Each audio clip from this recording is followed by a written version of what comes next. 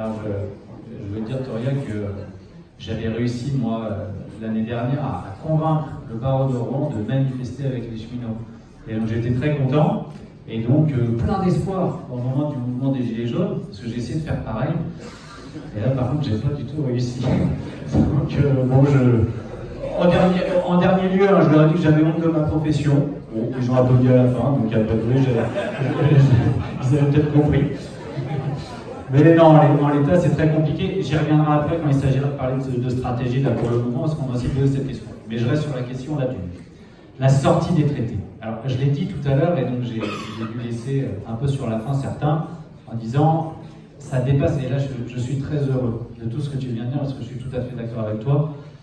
Il y en a beaucoup qui sont, et on sait pourquoi, parce qu'on a un parti politique que j'estime beaucoup parce qu'il fait la critique des traités européens, il en fait une critique argumentée, qui est sur l'article 50 et le Frexit.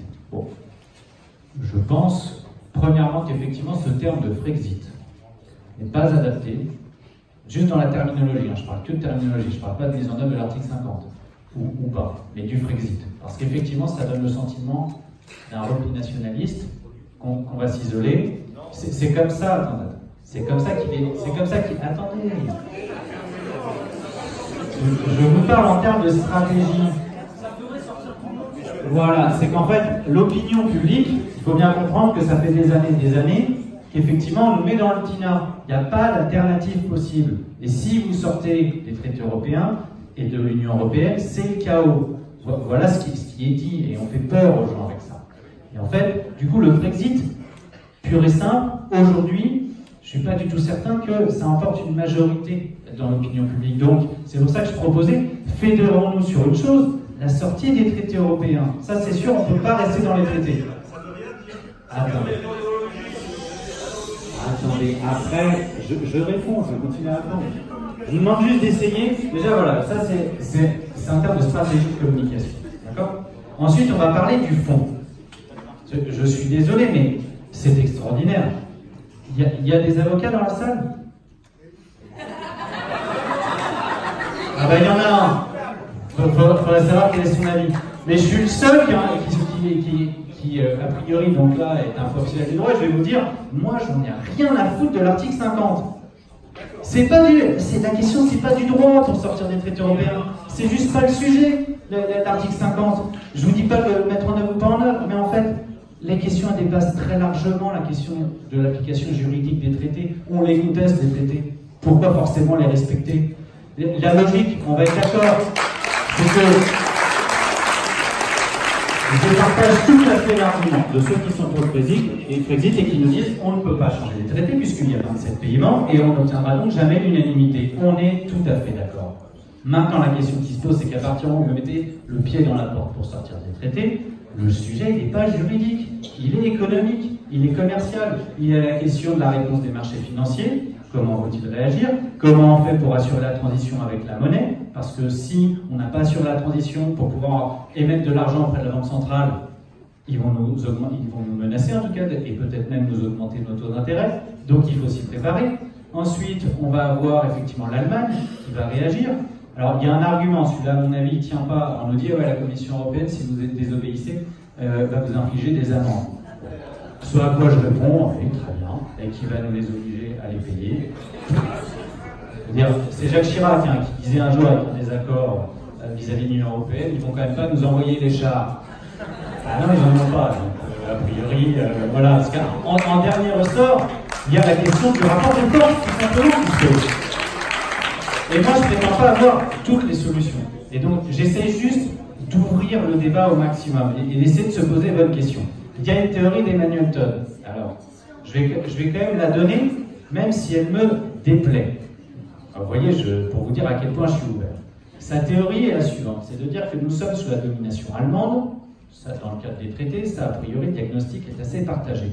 Bon. Et il nous dit la chose suivante, pour se sortir de cette domination, il va peut-être falloir s'appuyer sur Washington. Alors moi, vous avez compris pourquoi elle me déplaît. Moi, je suis pour la sortie du commandement intégré de l'OTAN, pour retrouver notre indépendance au niveau géopolitique, parce que je pense que on n'a jamais été si fiers d'être français Donc, non géopolitique, en 2003, quand nous, on s'est opposé au Conseil de sécurité à la guerre en Irak. Donc, moi, je suis pour cette voie-là. L'indépendance, la troisième voie. Donc, je suis très clair. Maintenant, la question que soulève Todd avec cette théorie-là, on est d'accord ou pas d'accord, mais c'est qu'en fait, il pose la question des rapports de force qui vont jouer au niveau économique et de la monnaie. Et donc, il ne faut pas balayer d'un revers de la main ces questions-là qui sont tout à fait essentielles. Donc, il y a vraiment, il faut essayer de s'ouvrir l'esprit parce qu'on le voit, article 50, parce que l'un des arguments, c'est de dire ouais, mais si on désobéit, nos partenaires ne vont pas être contents, alors que si on met en œuvre l'article 50, on est dans les traités, et donc ils vont être très gentils avec nous, ils vont nous caresser dans le sens du poil, ils vont nous offrir des bonbons, etc. Bon, il est évident que ça ne va pas se passer comme ça, et le Brexit en est la meilleure preuve. Alors certes, au Brexit, il y a cette problématique de ce que Theresa May était contre le Brexit, et c'est elle qui est chargée de le mettre en œuvre, mais on voit bien quand même que la Commission européenne fait tout pour empêcher le Brexit, pour les soumettre à un accord qui est totalement déséquilibré. Donc, je dis simplement que la question de la sortie des traités dépasse la simple question de l'article 50.